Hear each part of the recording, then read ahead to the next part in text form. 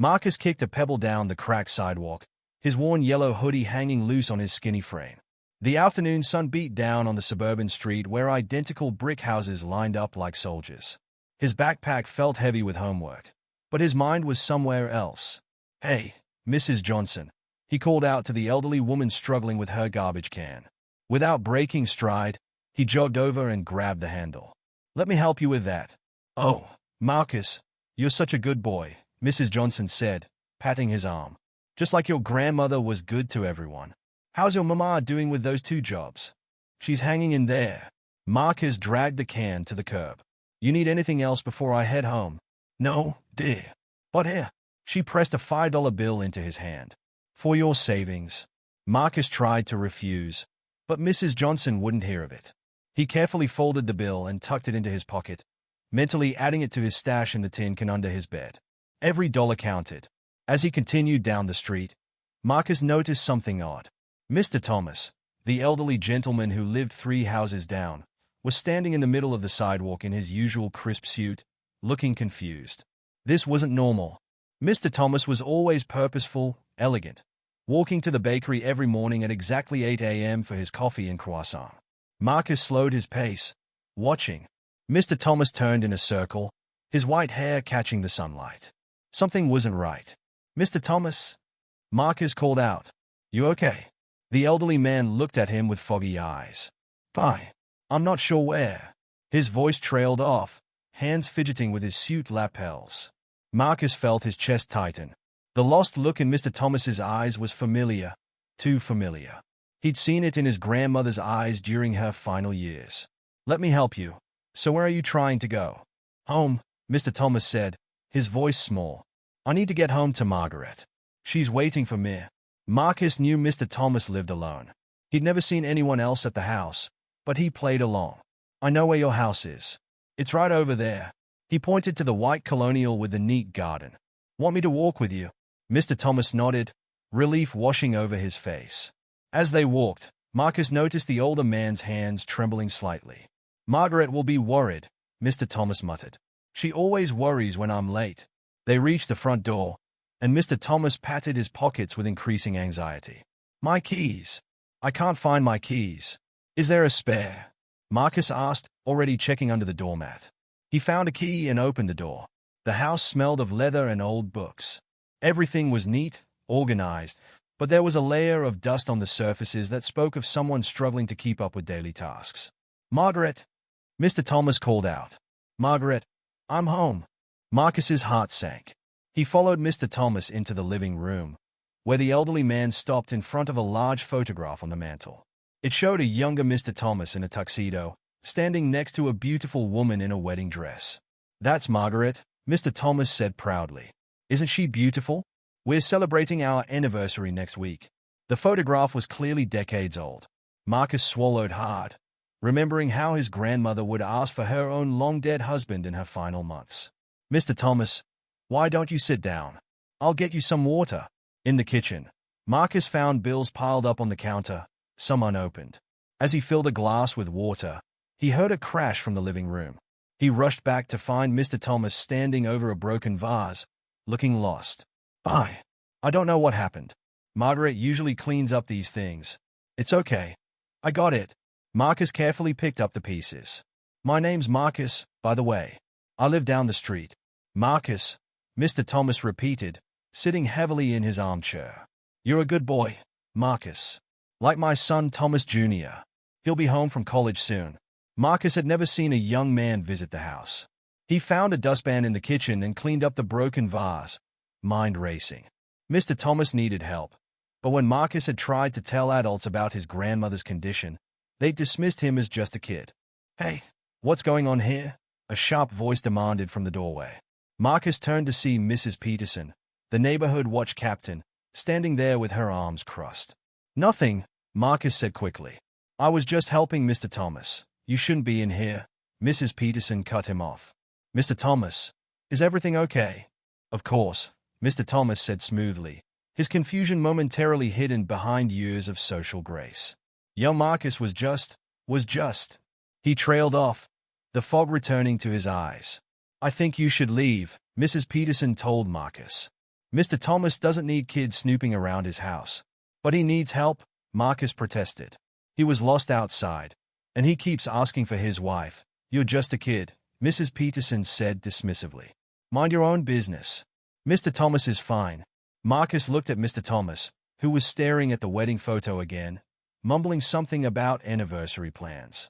He wasn't fine. Not at all. I said leave, Mrs. Peterson insisted. Reluctantly, Marcus headed for the door. But he paused in the hallway, looking back at a small table where several framed photos sat. One caught his eye, Mr. Thomas and the woman from the wedding photo, much older, sitting on a park bench. The date stamp in the corner read 2019, just 5 years ago. Now, young man, Mrs. Peterson said firmly. Marcus left, but his mind was already working. He knew the signs of Alzheimer's from his grandmother. The confusion, the living in the past, the struggling with daily tasks. Mr. Thomas needed help, whether the adults believed it or not. At home, Marcus emptied his pocket change into the tin can under his bed. The metal clinked as he added Mrs. Johnson's $5. He'd been saving for months, dreaming of buying his mom something nice or maybe getting himself new sneakers. But now, he sat on his bed, yellow hoodie wrapped around him like armor, and made a decision. His grandmother had needed help, and he'd been too young to do anything. But he wasn't too young anymore. Tomorrow, he'd go back. Mrs. Peterson and the other adults might not believe in him, but he believed in himself. And right now, that would have to be enough. The sun set outside his window, painting the sky in shades of orange and purple. In his mind, Marcus could still see Mr. Thomas standing in the middle of the sidewalk, lost in his own neighborhood. The image wouldn't let him go. His phone buzzed, a text from his mom saying she'd be working late again. Marcus typed back a quick, "Okay, love you," and stared at the ceiling, planning his next move. He might be just a kid, but sometimes kids could see what adults missed. And what he saw was someone who needed help, just like his grandmother had needed help. This time, he wouldn't stand by and watch. This time, he'd do something, even if no one believed he could. Marcus woke up before his alarm the next morning. He pulled on his yellow hoodie and checked his phone, 6:45 a.m. His mom had already left for her early shift at the diner. He grabbed his backpack and headed out into the cool morning air. The street was quiet except for a few cars warming up in driveways. Marcus walked quickly to Mr. Thomas's house, arriving just before 7 a.m. He hesitated at the front door. What if Mrs. Peterson saw him? But then he heard movement inside, the sound of someone bumping into furniture. Marcus knocked. "Mr. Thomas? It's Marcus from yesterday." Footsteps approached, unsteady. The door opened to reveal Mr. Thomas in a perfectly pressed suit, but his tie was crooked and his white hair uncombed. "Thomas Jr." Mr. Thomas's face lit up. "You're home from college." Marcus's heart sank, but he kept his voice steady. "No, sir, it's Marcus from down the street. Remember? I helped you yesterday." "Oh." The light dimmed in Mr. Thomas's eyes. "Yes, of course." "Marcus." He looked around, confused. "I need to get ready. Margaret will be waiting for breakfast. Why don't I help you fix your tie?" Marcus offered. He stepped inside, closing the door behind him. The house was cold. Marcus found the thermostat set to 60 degrees. He adjusted it to 72, remembering how his grandmother used to get cold easily but forget to turn up the heat. In the kitchen, dishes were piled in the sink. A pot on the stove held burned oatmeal. "Hey, let me help with that tie," Marcus said. He'd learned how to tie one for his 8th grade graduation. His fingers worked quickly, straightening the silk. "You have good hands," Mr. Thomas said. "Like my son. Is a surgeon in?" "In." His voice trailed off. "Let's get you some breakfast," Marcus said quickly. He cleaned the burned pot and made fresh oatmeal, adding brown sugar the way his grandmother had liked it. As Mr. Thomas ate, Marcus washed the dishes and wiped down the counters. He found expired food in the fridge and threw it out. "Your Margaret would be proud of how neat you keep the house," he said, watching Mr. Thomas carefully eat his oatmeal. "Yes, she always." Mr. Thomas stopped, his spoon halfway to his mouth. "Where is Margaret?" Before Marcus could answer, someone knocked on the front door. His stomach clenched. Was it Mrs. Peterson again? But when he opened the door, he found a man in a cheap suit holding a briefcase. "Good morning," the man said with an oily smile. "Is Mr. Thomas home? I'm from Senior Financial Services. We help elderly citizens manage their assets. Marcus felt his shoulders tense. The man's smile didn't reach his eyes. He's busy, Marcus said firmly. I just need 5 minutes of his time. We offer excellent investment opportunities. No thank you. Marcus started to close the door. The man stuck his foot in the doorway. Listen, kid, this is adult business. Why don't you run along and play? Is that Thomas Jr.? Mr. Thomas called from the kitchen. Send him in. The man's smile widened. He tried to push past Marcus, but Marcus held his ground. I said no, Marcus repeated, louder this time. Mr. Thomas has a financial advisor. Please leave. He didn't know if that was true, but it worked. The man hesitated. Everything okay out there? Mrs. Johnson's voice came from next door. She was watering her flowers, watching the scene carefully. The man withdrew his foot. I'll come back another time. After he left, Marcus's hands were shaking. He went to his backpack and pulled out his tin can. The money inside wasn't much, about $80 saved over months. But he had an idea. That afternoon after school, Marcus bought a cheap security camera from the hardware store. He set it up facing Mr. Thomas's front door, connecting it to his phone. What's that? Mr. Thomas asked, watching him work. Just a little extra security, Marcus said, to keep an eye on things when you're busy. Good thinking. Margaret always says we should be careful with strangers. Mr. Thomas straightened his suit jacket. Is she home from her bridge game yet? Marcus swallowed hard. The constant questions about Margaret reminded him of his grandmother asking for his grandfather.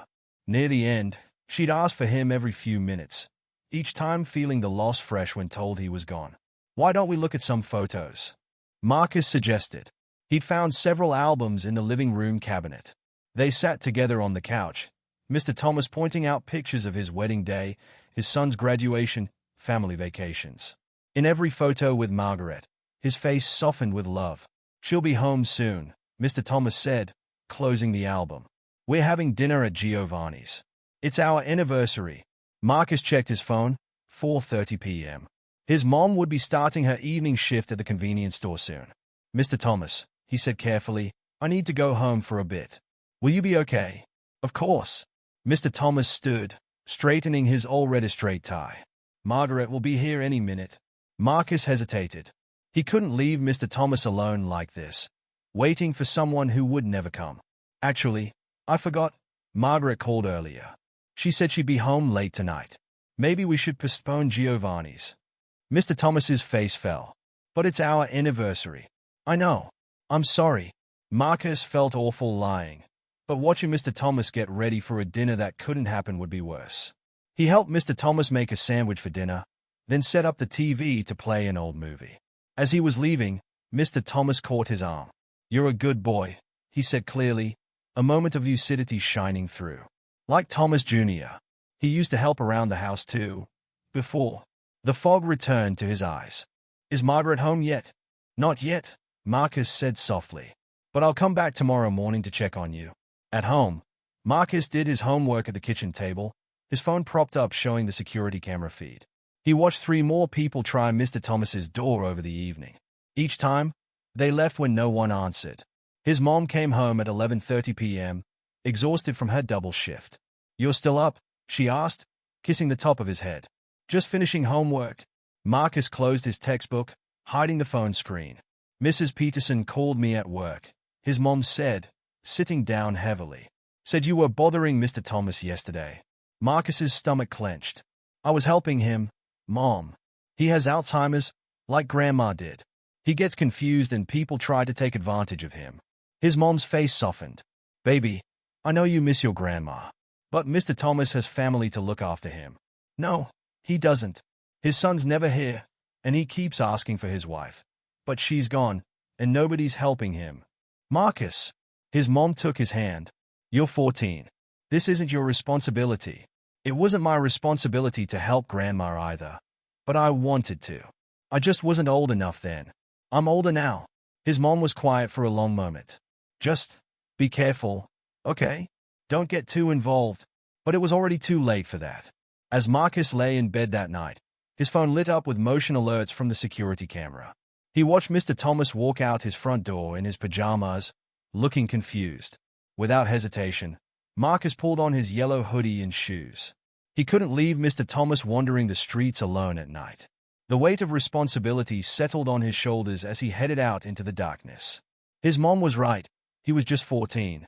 But sometimes being young didn't matter. Sometimes you had to help simply because you could. And right now, he was the only one who saw what needed to be done. The street lamps cast long shadows as Marcus hurried down the sidewalk. The night air was cold enough to make his breath visible, and his yellow hoodie wasn't enough to keep him warm. His phone showed the security camera feed. Mr. Thomas had turned left at the end of the street. "Mr. Thomas," Marcus called out, keeping his voice low to avoid waking the neighbors. "Mr. Thomas, where are you?" He found the elderly man standing at a bus stop, wearing striped pajamas and dress shoes with no socks. Mr. Thomas was shivering. "The bus is late," Mr. Thomas said when Marcus approached. "I need to get to the church. Margaret's waiting for me." Marcus's throat tightened. "There are no buses running this late. So why don't we go back home where it's warm?" "No." Mr. Thomas's voice was sharp. "I can't be late. It's my wedding day." A car drove past, its headlights illuminating Mr. Thomas's confused face. He looked younger somehow, lost in a memory from decades ago. "Margaret will be beautiful in her dress," Mr. Thomas continued. "White lace, like angel wings. Her father's walking her down the aisle at exactly noon." Marcus touched Mr. Thomas's arm gently. The older man was ice cold. "Sir, please. You'll get sick out here. I can't leave. She'll think I got cold feet." Mr. Thomas's voice cracked. "Everyone said I was too old for her, that 35 was too old to marry a 28-year-old. But she chose me." Another car approached, slowing down. Marcus recognized Mrs. Peterson behind the wheel. She rolled down her window. "What's going on here?" she demanded. "Marcus, are you bothering Mr. Thomas again?" He wandered out in his pajamas. Marcus explained quickly. "I'm trying to get him home." Mrs. Peterson parked and got out, pulling out her phone. "That's it. I'm calling the police." "No, please." Marcus stepped between her and Mr. Thomas. "He's just confused. He needs help, not the police." "Then I'm calling social services. He clearly can't take care of himself, and you're making things worse." Mr. Thomas grabbed Marcus's arm suddenly. "We have to hurry. Margaret's waiting." "See?"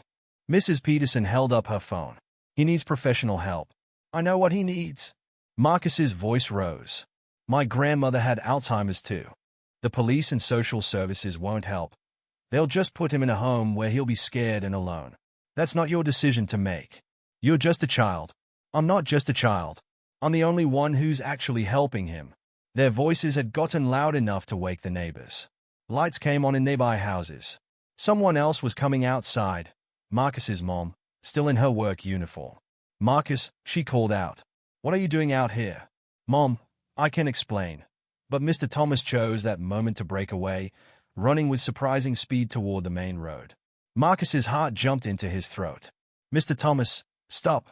He sprinted after the elderly man, reaching him just before he stepped into the street. A truck zoomed past, horn blaring. Marcus pulled Mr. Thomas back onto the sidewalk, both of them breathing hard. The older man was crying now. "I'm late," he sobbed. "Margaret will think I abandoned her." Marcus's mom reached them first, wrapping her coat around Mr. Thomas's shoulders. "It's okay," she said softly. "Everything's okay. Let's get you home." Mrs. Peterson was still talking about calling social services, but Marcus's mom cut her off. "Not now, Helen. Can't you see he's upset?" They walked Mr. Thomas home slowly, Marcus on one side and his mom on the other. The elderly man kept mumbling about being late for his wedding. Inside the house, Marcus's mom made hot tea while Marcus helped Mr. Thomas change into warm clothes. The bedroom was perfectly organized, suits hung with military precision, shoes polished and lined up like soldiers. "Look at this," his mom said quietly, pointing to the dresser. One drawer was labeled Margaret's things in neat handwriting. Inside, Marcus found a silver hairbrush, a bottle of perfume, and a small jewelry box containing a wedding ring. "She took her ring off to do the dishes," Mr. Thomas said from behind them. She always. His face crumpled. "Where is she?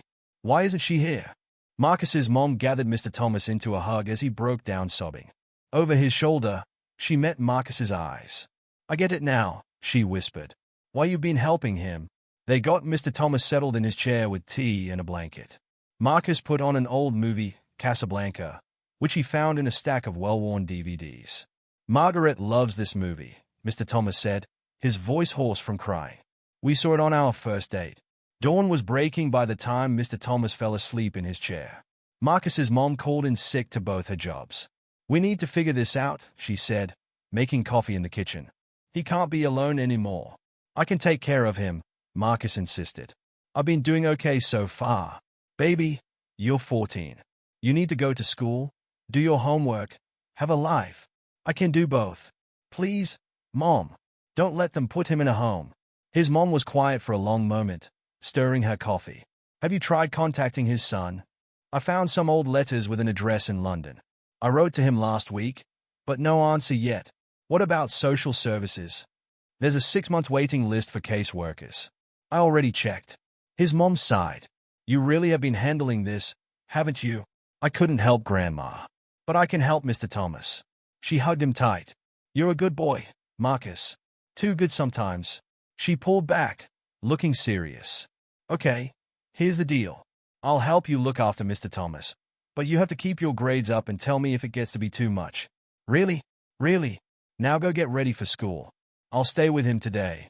Marcus hugged his mom again, then headed home to change. As he passed Mrs. Peterson's house, she was watching from her window. He waved, but she just closed her curtains. In his room, Marcus emptied his tin can savings onto his bed. $73.45. Not much, but maybe enough to start something. Because last night, watching Mr. Thomas cry over his lost love, Marcus had gotten an idea. A crazy idea, maybe, but sometimes crazy was exactly what you needed. He carefully put the money back in the can. First, he had to get through school. Then he could start planning. Because Mr. Thomas and Margaret's anniversary was coming up next week. And Marcus was going to make sure it was a day worth remembering. Marcus sat at his desk, trying to focus on his math homework. But his mind kept drifting to the jewelry box in Mr. Thomas's drawer. The wedding ring sat there, waiting for hands that would never return to claim it. His phone buzzed, a text from his mom. Mr. T asking for Margaret again. Having trouble calming him down, Marcus grabbed his yellow hoodie and headed out. The afternoon sun was hot, but he'd worn the hoodie so much it felt like armor now. When he reached Mr. Thomas's house, he found the elderly man pacing the living room, agitated. She's late, Mr. Thomas kept saying. She's never late. Marcus's mom looked exhausted. She'd been splitting her time between her jobs and helping watch Mr. Thomas for the past 3 days. I got this, Mom, Marcus said. Go home and rest. She squeezed his shoulder as she left. Call if you need anything. Marcus waited until she was gone before approaching Mr. Thomas. Sir, can you show me your wedding photos again? The distraction worked. Mr. Thomas stopped pacing and went to the photo album on the shelf. His hands shook less when he had something to focus on. They sat on the couch together, looking at the yellowed photographs. Mr. Thomas in his dark suit, Margaret in her lace dress, both of them young and glowing with happiness. We got married in the spring, Mr. Thomas said. The cherry blossoms were blooming. Margaret said it was like nature throwing confetti for us.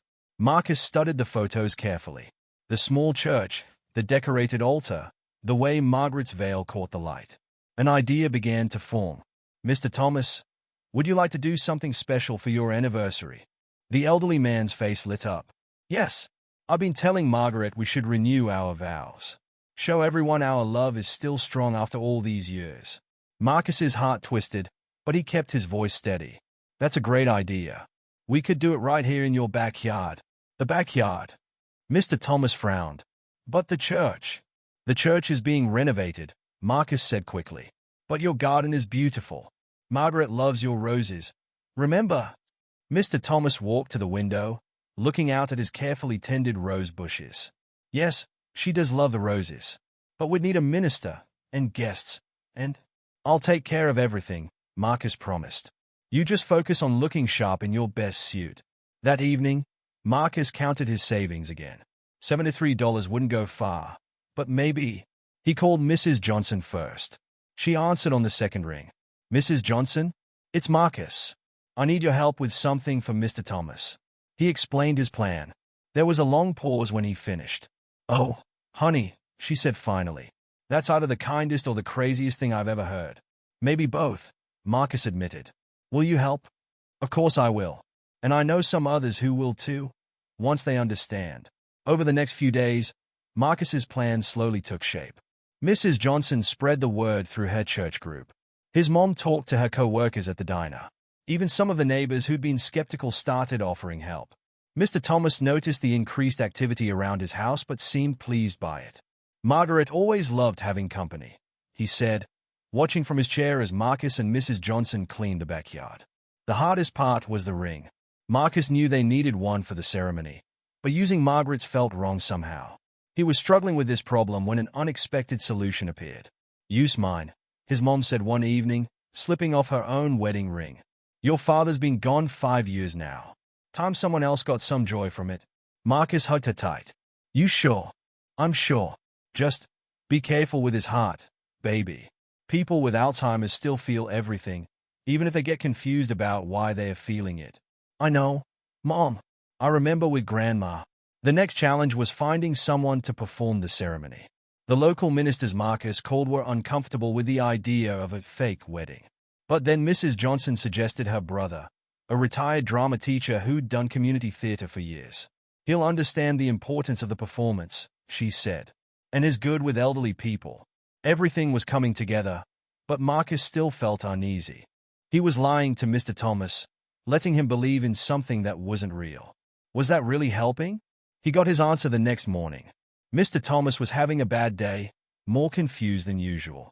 When Marcus arrived, he found the elderly man sitting on the floor surrounded by old letters.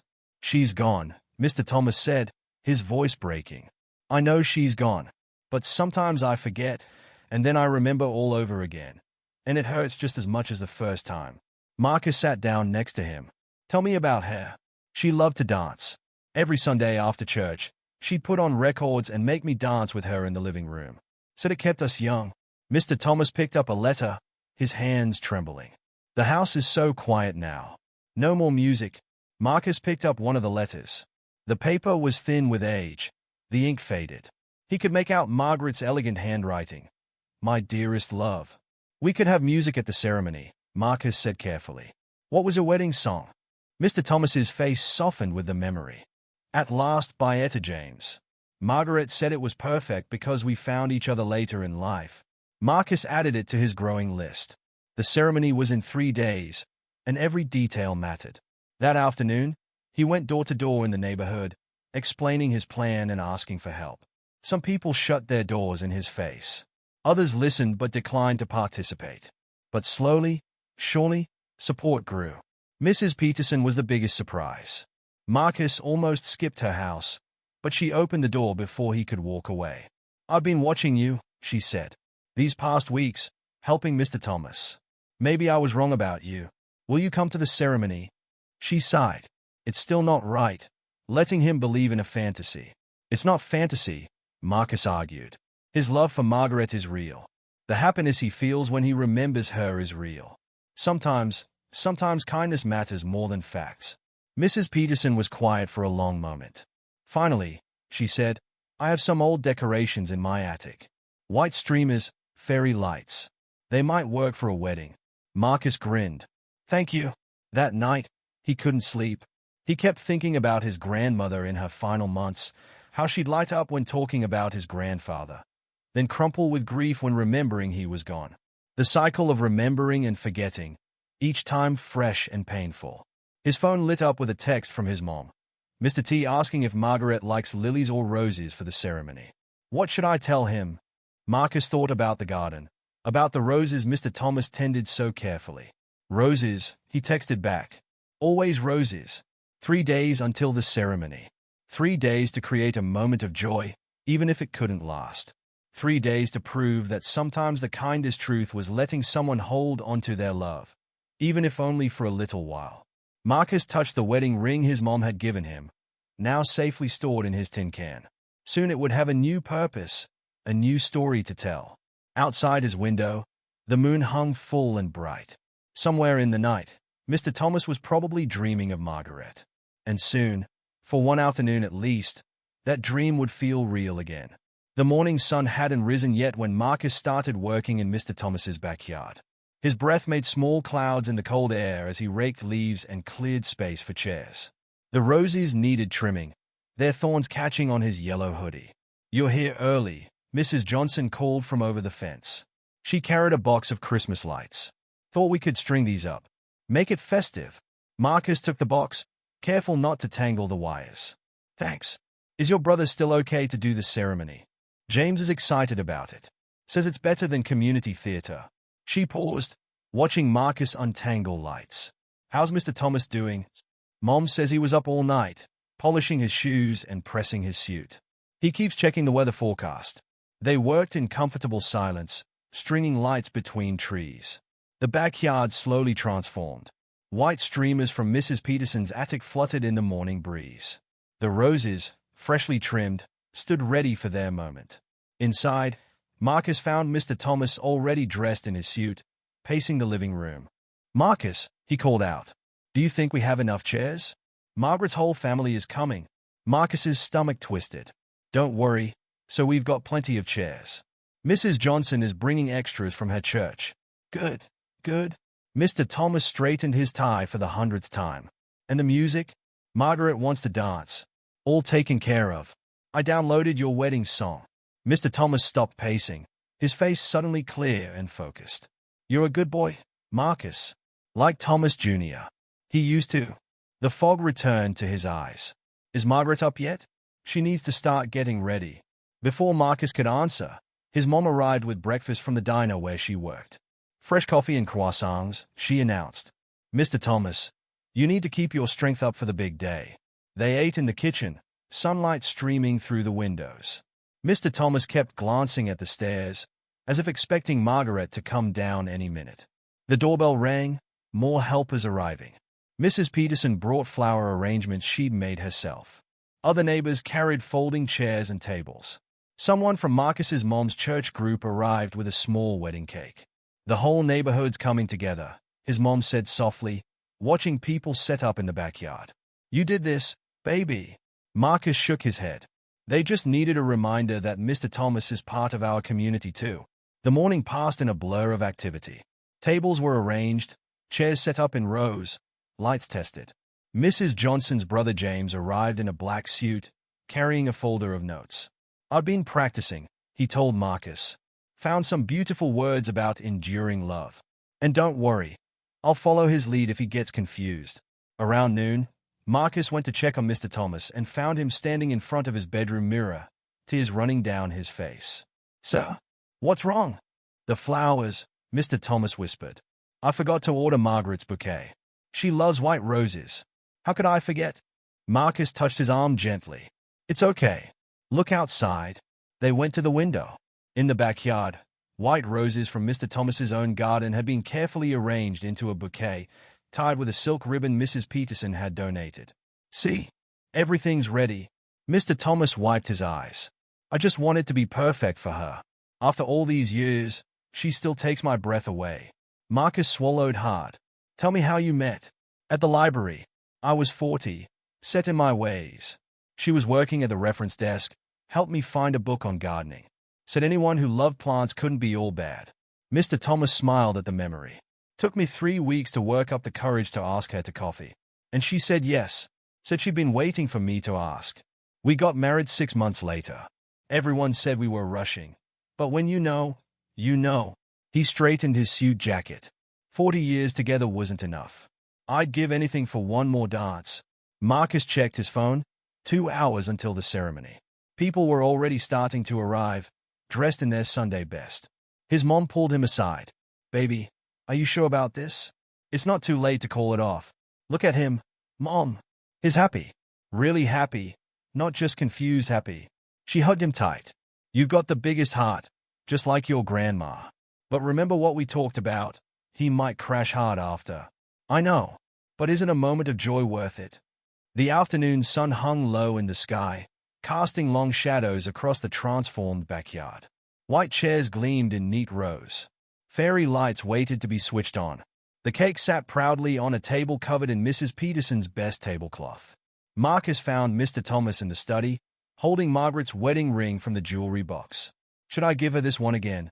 he asked. "Or did you get a new one?" Marcus pulled out his mom's ring. "I thought, maybe this one? It's been blessed with love already." Mr. Thomas held it carefully. "Yes, this is perfect. Margaret will love it." He looked up sharply. "Is she here yet? Is she ready?" "Almost time," Marcus said. "Why don't you tell me more about your first wedding while we wait?" As Mr. Thomas talked, lost in precious memories, Marcus watched more people arrive through the study window. Mrs. Johnson directed traffic in the driveway. Kids helped carry flowers. Even some of the neighbors who'd been skeptical were showing up. His phone buzzed. A text from his mom. "Ready when you are." Marcus took a deep breath. The moment of truth was coming. Either this would be a beautiful gift or a terrible mistake. But looking at Mr. Thomas's glowing face as he remembered his love story, Marcus knew he had to try. Sometimes love wasn't about hard truth. Sometimes it was about letting someone hold on to their happiness, even if just for one more dance. "Mr. Thomas," Marcus said softly, "I think it's time." The elderly man stood, straightening his tie one last time. The fog in his eyes had cleared, replaced by joy and anticipation.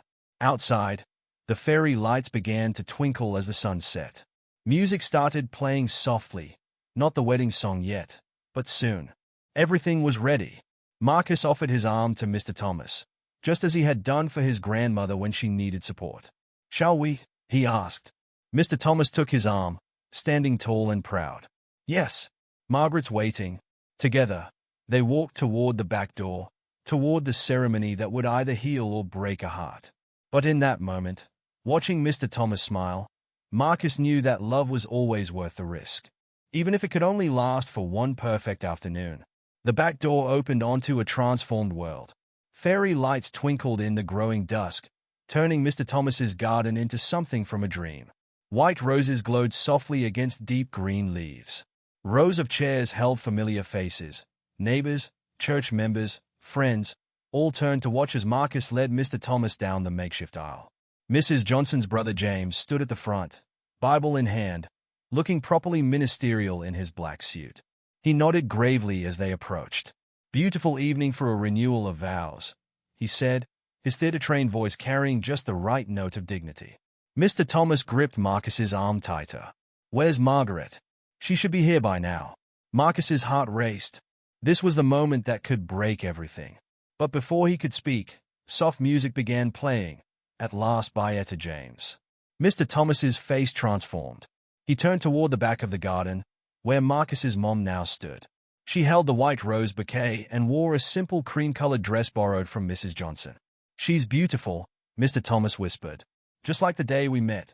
Marcus helped him to his place at the front. His mom walked slowly down the aisle, not trying to pretend she was Margaret, but giving Mr. Thomas something to focus on. She placed the bouquet on a small table and sat in the front row. James began the ceremony.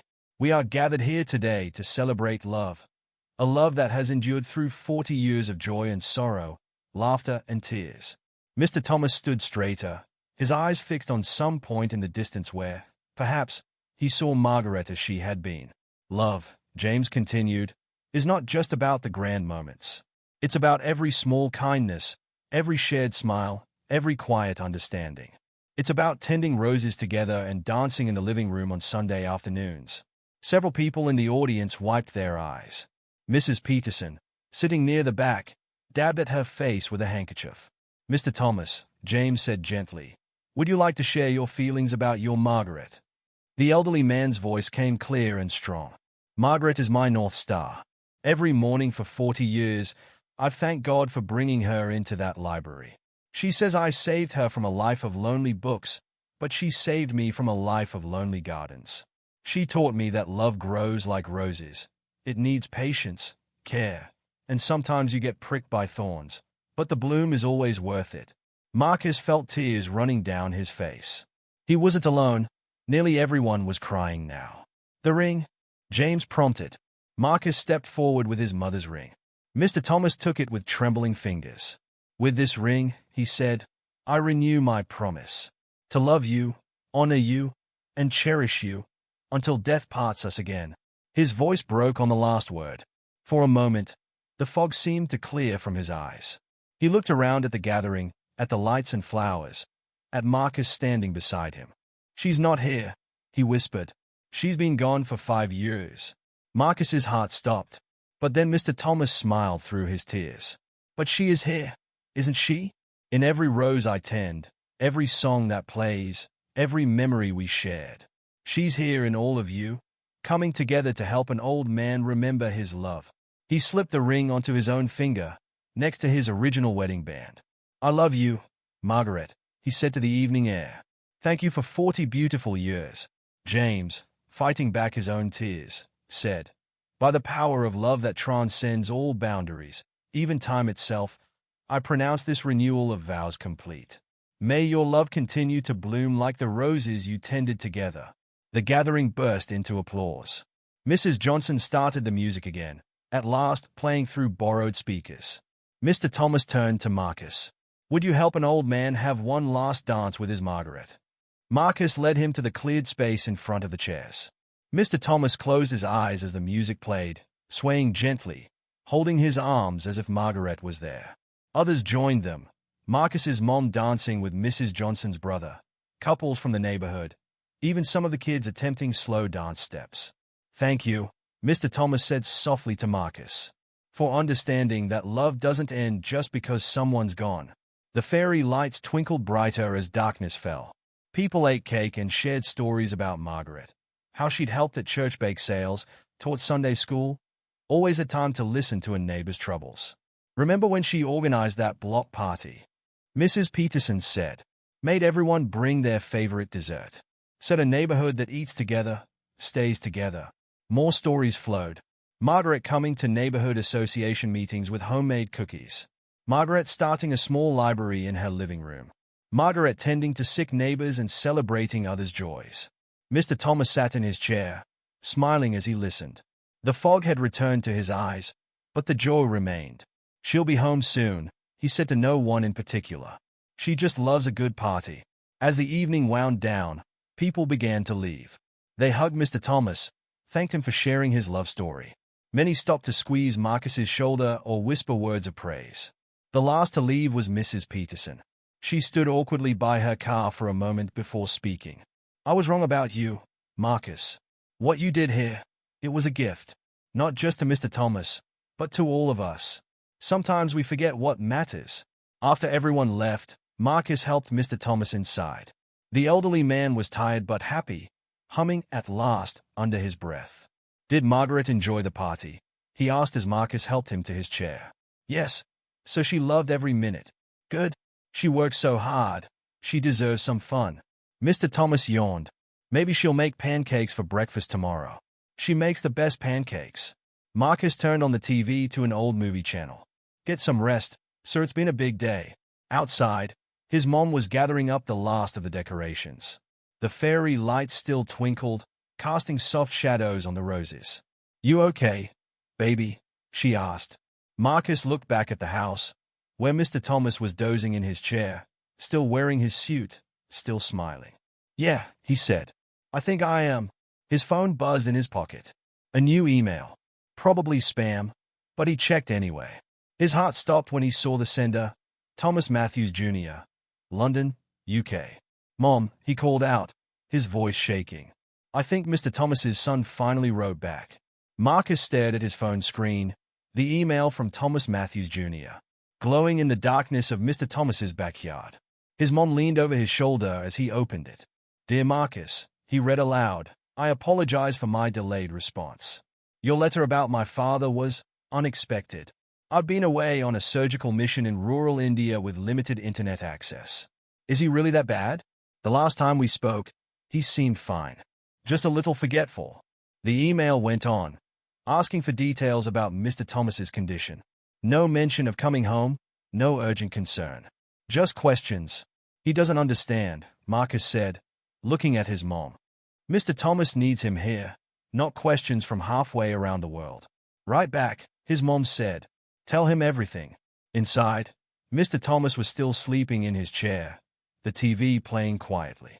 Marcus sat at the kitchen table and typed his response, explaining about the confusion, the wondering, the constant asking for Margaret. He described the scammers trying to take advantage, the daily struggles, and finally, the wedding ceremony they'd just held. "Your father misses you," he wrote at the end. Even when he's confused, he talks about how proud he is of his son, the surgeon. He needs more than just emails. He needs his family. Marcus hit send and went to check on Mr. Thomas. The elderly man was awake now, looking around in confusion. "The party," he said. "Did Margaret enjoy it?" "She loved it," Marcus assured him. "But it's late now. Let's get you to bed." As they walked upstairs, Marcus noticed again how many photographs lined the walls. Each one held a memory Mr. Thomas was slowly losing. That's when the idea hit him. The next morning, Marcus skipped his usual video games and started working on the spare room upstairs. It was filled with boxes and old furniture, but it had good light and plenty of wall space. "What are you doing?" his mom asked, bringing him lunch. "Making a memory room," Marcus explained. "Like a museum of Mr. Thomas's life. Everything important in one place, organized so he can find it." He worked through the weekend, sorting photographs, letters, and mementos. Mrs. Johnson helped him organize everything chronologically.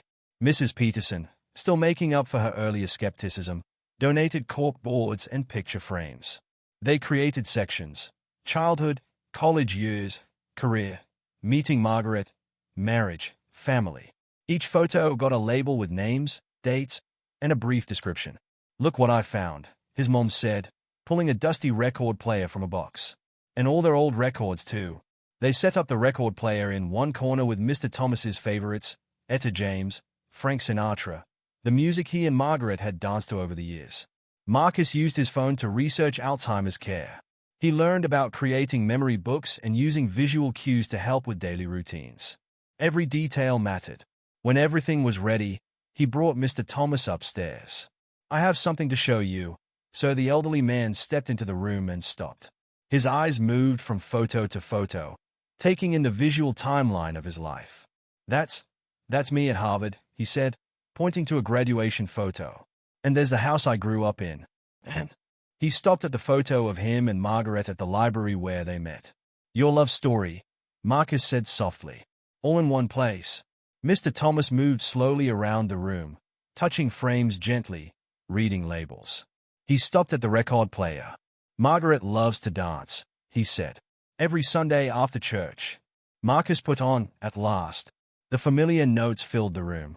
"Would you like to dance, sir?" Mr. Thomas closed his eyes, swaying to the music. "She's here, isn't she? In all these memories."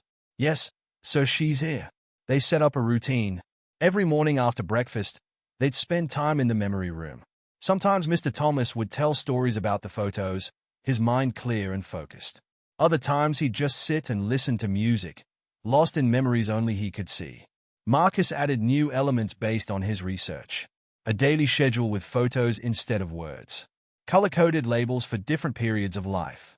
A tablet loaded with digital copies of all the photos, so Mr. Thomas could look at them even when he was downstairs. The room became a sanctuary. When Mr. Thomas got agitated or confused, the familiar photos and music would calm him. One morning, as they sat looking through an album, Mr. Thomas asked, "Have you heard from Thomas Jr.?" Marcus hesitated. He'd been exchanging emails with the son for days, but progress was slow. "Is thinking about visiting," Marcus said carefully. "Maybe soon." Good. He worked so hard, saving lives. Just like his mother, always helping others. Marcus set up a video call system on the tablet, showing Mr. Thomas how to use it. "For when your son calls," he explained. "My son." Mr. Thomas looked confused. "Oh yes, Thomas Jr. He's in college now, studying medicine." The fog had returned, pushing time back decades. But Marcus just nodded and continued setting up the tablet. That evening, another email arrived from Thomas Jr. "I've been looking at flights. It's complicated with my schedule, but perhaps next month." Marcus showed the email to his mom. "Is stalling," she said, "afraid to face how much his father has changed. Or maybe afraid to face how long he stayed away," Marcus replied. The memory room helped, but it wasn't enough. Mr. Thomas still had bad days, still got confused and agitated. The scammers still tried their luck. Just that morning, Marcus had chased away another financial advisor trying to get in. But there were good moments too. Like when Mr. Thomas recognized himself in an old photo and told stories about his college days for hours. Or when he heard a favorite song and smiled, remembering dances with Margaret. One afternoon, Marcus found him in the memory room, talking to a photo of his son. "You'd like Marcus," Mr. Thomas told the picture. "He takes care of things, just like you used to, before you got so busy saving the world." Marcus quietly backed out of the room, letting Mr. Thomas have his private moment. Later, he added more photos of Thomas Jr. to the wall, childhood pictures, graduation, his early days as a doctor. The son needed to be part of the story too, even if only in pictures for now. "We should make copies," his mom suggested. "Send them to Thomas Jr., show him what is missing." Marcus took photos of the memory room and attached them to his next email. "Your father's life is here," he wrote. "All his memories, all his love. But memories and pictures aren't enough. He needs you." The response came faster this time. "The room looks amazing. You've done more for him than I should have been there. I'm booking a flight." For real this time. Marcus showed the email to his mom. "Do you believe him?" she asked. "I have to, for Mr. Thomas's sake." That night, Marcus added one more photo to the wall, a shot from the vow renewal ceremony. Mr. Thomas dancing with his invisible Margaret, joy pure on his face. Because sometimes a moment of perfect happiness was worth preserving, even if the person who lived it couldn't always remember it. And sometimes the people who were supposed to be there needed reminding of what they were missing. The alarm on Marcus's phone buzzed at 6:30 a.m. He grabbed his yellow hoodie and checked the security camera feed before heading out. The morning routine had become second nature now. Check on Mr. Thomas, make breakfast, review the day's schedule in the memory room. But this morning was different. He had a math test first period, and his grades had been slipping. "I can handle this morning," his mom said, already dressed for her diner shift. "You need to study." Marcus hesitated. "But Mr. Thomas expects, baby, you can't help anyone if you fail out of school. One morning won't hurt." She was right, but it still felt wrong. Marcus sat at his desk, trying to focus on equations while constantly checking his phone. A text from his mom, Mr. T asking for Margaret, took him to memory room. "Calmer now." Another text an hour later, "Had to leave for work." Mrs. Johnson checking in at 9. Marcus couldn't concentrate. The numbers blurred on the page. He thought about Mr. Thomas, alone in his house, possibly confused and scared. His phone buzzed again. "Thomas Jr. Flight booked for next week.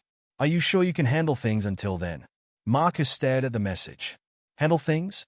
He'd been handling things for months while Thomas Jr. was halfway around the world. The math test was a disaster. Marcus knew it as soon as he turned it in. His teacher, Mrs. Garcia, asked him to stay after class. "This isn't like you," she said, holding up his recent assignments. "Your work has been scattered, incomplete. Is everything okay at home?" Marcus thought about lying, but he was tired of people not understanding. "I'm helping take care of my neighbor. He has Alzheimer's." Mrs. Garcia's face softened. "That's a lot of responsibility for someone your age. Everyone keeps saying that. But his own son won't come home, and somebody has to help. You're a good person, Marcus. But you need balance. Let's work out a study schedule that fits with your caregiving." She helped him make a timetable, blocking out specific hours for homework and studying. It looked good on paper, but Marcus knew how quickly plans could fall apart when dealing with Alzheimer's. Still, he had to try. His mom was right. Failing school wouldn't help anyone. Back at Mr. Thomas's house, Marcus found Mrs. Johnson had set up her laptop on the kitchen table. "I thought we could try some brain games," she explained. "The Alzheimer's Association website has activities that might help." Mr. Thomas sat beside her, squinting at the screen. "Is this like the crosswords Margaret and I used to do?" "Similar," Mrs. Johnson said. "Let's try this memory matching game." Marcus watched them work through the exercises. Mr. Thomas struggled with some, but his face lit up when he got answers right. "We need more help," Marcus said later, after Mrs. Johnson left. "Professional help." He called the local Alzheimer's support group and got contact information for home health aides. The cost was high, but maybe Thomas Jr. could help when he arrived. Marcus set up more systems. He installed smart plugs that would turn off the stove automatically. He put motion sensors near the doors that would alert his phone if Mr. Thomas tried to wander at night. He created a photo directory of trusted neighbors who could help in emergencies. Look at this, he showed Mr. Thomas. If you need anything, just touch the person's picture. Mr. Thomas studied the faces. That's Helen Peterson. She brings cookies every Sunday. And Barbara Johnson. She plays bridge with Margaret. That's right. They're all here to help. The phone directory worked better than Marcus expected. Mr. Thomas seemed to remember faces more easily than names, and the photos gave him confidence to reach out when needed. One afternoon, Marcus got a call from Mrs. Peterson during school. Mr. Thomas used the photo directory, she reported. Said he needed help finding Margaret. I took him to the memory room, put on some music. He's calm now. The community was stepping up, forming a network of support. Even people who'd initially been skeptical were now part of the care team. Marcus's grades began to improve as he learned to delegate, to trust others to help. His mom coordinated schedules, making sure someone was always available to check on Mr. Thomas. But the biggest challenge remained, helping Mr. Thomas maintain some independence while keeping him safe. I can still do things, Mr. Thomas insisted one morning, trying to make coffee. I'm not helpless. I know. So Marcus adjusted the coffee maker so it would turn off automatically. You just need a little backup sometimes. They worked out a system. Simple tasks Mr. Thomas could still manage were marked with green stickers. Yellow stickers meant ask for help. Red stickers marked things that were off limits, like the stove during bad days. The memory room evolved too. Marcus added current photos next to historical ones, helping Mr. Thomas connect past and present. He created a Today Is board with basic information that could be updated daily. Today is Thursday, Marcus would say each morning. It's October 12th. The weather is sunny. Small routines, repeated consistently, seemed to help. Mr. Thomas did better on days when everything followed the same pattern. The video calls with Thomas Jr. became more regular as his visit approached. At first, Mr. Thomas didn't always recognize his son on the screen. Who's that handsome young doctor? He'd ask. But gradually, with Marcus's gentle reminders and the photos in the memory room, the connections grew stronger. Is really coming? Mr. Thomas asked after one call. Thomas Jr. is coming home. Yes, so next week. Good. Margaret will want to cook his favorite meal. The fog descended again. Where is Margaret? She should be planning the menu. Marcus led him to the memory room, to the wall of photos showing Margaret through the years. Sometimes the truth was necessary, even when it hurt. She's here in our hearts, he said. In our memories. Mr. Thomas touched a photo of Margaret in her garden. She loved her roses. Yellow ones were her favorite. I know. That's why we keep your roses so beautiful. Later that night, Marcus got another email from Thomas Jr. I'm nervous about seeing him. What if he doesn't recognize me? Marcus thought carefully before responding. He might not recognize you right away, but he knows you in his heart, just like he knows Margaret. Love doesn't need perfect memory to be real. His phone buzzed with a text from his mom. Math test grade. Marcus smiled. In all the day's activity, he'd almost forgotten. B+, he texted back. Mrs. Garcia's study schedule is working. Proud of you, baby. You're finding balance. Balance. That was the key to everything. Helping Mr. Thomas while taking care of himself. Preserving memories while living in the present. Supporting independence while ensuring safety. It wasn't perfect. There were still bad days, still moments of confusion and fear. But they had systems now, backup plans, a community working together. And soon, they'd have one more person joining the care team. If Thomas Jr. kept his promise this time, Marcus checked the security camera one last time before bed. Mr. Thomas was in his chair, watching an old movie, safe and comfortable in his routine. Sometimes sustainable care wasn't about fixing everything. Sometimes it was just about making sure someone wasn't alone in their journey. Even if that journey led through fog and shadows, there could still be light along the way. Marcus's alarm went off at the usual time, 6:30 a.m. He pulled on his yellow hoodie, grabbed his backpack, and headed out into the morning darkness. Everything felt normal, routine, except for the nervous energy in his stomach. Today was the day Thomas Jr. was supposed to arrive. Mr. Thomas was already awake, dressed in one of his best suits. Margaret's making a special breakfast, he announced when Marcus walked in. Thomas Jr. is coming home from college today. Marcus started the coffee maker. Yes, so your son is coming. But remember, he's a doctor now. Not in college. A doctor. Mr. Thomas looked confused for a moment, then proud. Yes, of course. Saving lives in... Where did you say? London. But is coming home to see you. They went through their morning routine, breakfast, medications, a visit to the memory room. Mr. Thomas spent extra time looking at photos of his son. He was such a serious child, he said, touching a graduation picture. Always studying. Margaret said he got that from me. Marcus checked his phone. No messages from Thomas Jr., no flight updates. The nervous feeling grew stronger. His mom arrived to take over while he went to school.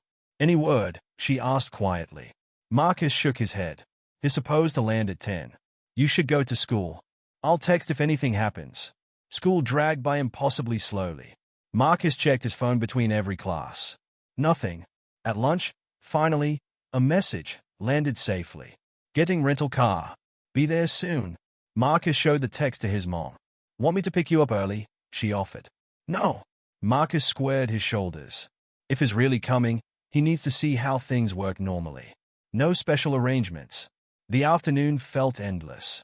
In his last class, Marcus watched the clock tick minute by minute. When the final bell rang, he ran all the way home. No SUV in Mr. Thomas's driveway. No sign of Thomas Jr. Mr. Thomas was in the memory room with Marcus's mom, listening to old records. Margaret loves this song, he said when Marcus walked in. We danced to it at our wedding. I remember, Marcus said. At the vow renewal too. His mom touched his shoulder. Any word?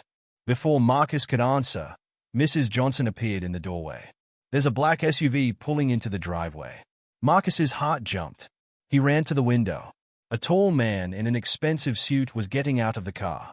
He had Mr. Thomas's nose, his way of standing. But his face looked uncertain, almost afraid.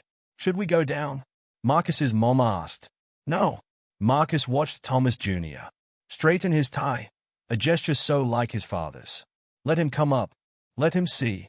They heard the front door open, footsteps on the stairs. Mr. Thomas was humming along to the music, seemingly unaware of the approaching moment. Thomas Jr. appeared in the doorway. He stopped, taking in the scene, the walls of photos, the record player, his father sitting peacefully in his chair. Dad? His voice cracked. Mr. Thomas looked up. The fog in his eyes cleared slightly. Thomas Jr., are you home from college already? No, Dad. I'm home from London. I'm a doctor now. Remember? A doctor. Mr. Thomas beamed. Margaret, come see. Our son's a doctor. Thomas Jr.'s face crumpled. He looked at Marcus, helpless. The memory room helps, Marcus explained quietly. Photos, music, routines. Sometimes is clearer than others. You did all this? Thomas Jr. gestured at the organized walls, the labeled photographs. We all did. The whole neighborhood helps. While I was away, the words seemed to physically pain him. I should have. Thomas Jr. Mr. Thomas called. Come sit with me. Tell me about medical school. Thomas Jr. moved slowly to his father's chair. Marcus and his mom slipped out, giving them privacy. Downstairs in the kitchen, they could hear murmured voices, occasional laughter, sometimes what sounded like crying. You okay, baby? His mom asked. Marcus nodded. I think it's going to be okay now. After an hour, Thomas Jr. came downstairs. His eyes were red. He's sleeping, he said. The nurse I hired will be here tomorrow. And I'm staying. Taking a sabbatical from the hospital. For how long? Marcus asked. As long as needed. I've already missed too much. He ran a hand through his hair. I can't believe I left him alone through all this. He wasn't alone, Marcus's mom said firmly. He had us. Yes, Thomas Jr. looked at Marcus. He had you. A 14-year-old boy did what I should have done. I remember my grandma. How scared and confused she was at the end. I couldn't let that happen to Mr. Thomas. Thomas Jr. nodded. The medical equipment is being delivered tomorrow. Hospital bed, oxygen, everything he might need. And I've hired the best home healthcare team in the state. That's good, Marcus said. But don't change too much too fast. He needs his routines. Would you help me learn them? Help me understand what he needs? Of course. They spent the next hour going through Mr. Thomas's schedule, his good days and bad days, his triggers and comforts. Thomas Jr. took notes on his phone, asking detailed questions.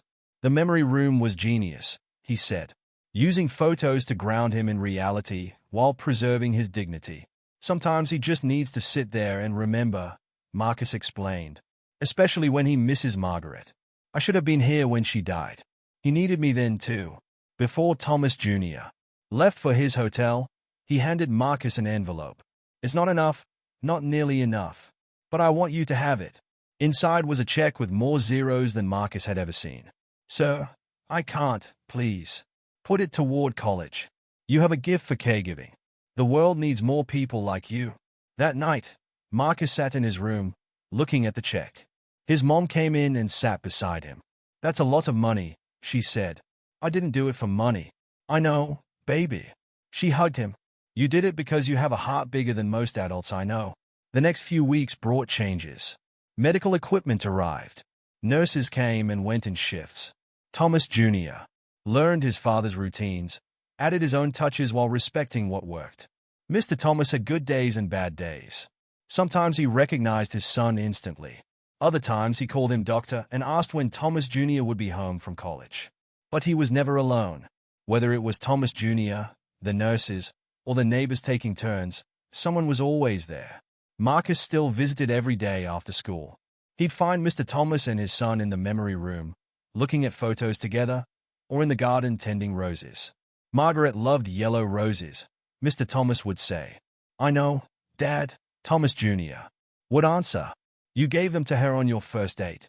One afternoon, Marcus found them dancing to At Last in the living room, Thomas Jr.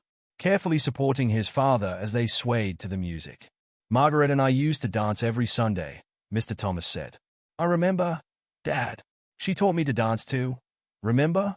For my wedding. Did she? Yes. Yes, I think I remember that. Small moments of connection, bridges built across the fog of memory loss. It wasn't perfect, but it was real. The check stayed in Marcus's desk drawer. His mom insisted he save it for college, but that felt far away.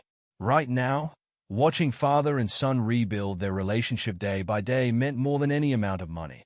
Because love, he learned, wasn't about grand gestures or perfect memories. It was about showing up day after day. It was about dancing to old songs and tending roses and sitting quietly with someone in their confusion. Sometimes it was about a 14-year-old boy in a yellow hoodie, refusing to let an old man face his darkest days alone. And sometimes it was about a son coming home at last, learning to dance with his father through the fog of forgetting, finding new ways to say I love you even when the words got lost in translation. Mr. Thomas still asked for Margaret every day. But now, when he did, there were more hands to hold him, more hearts to help him remember, more love to light his way through the shadows. And in the end, that was all anyone could really ask for.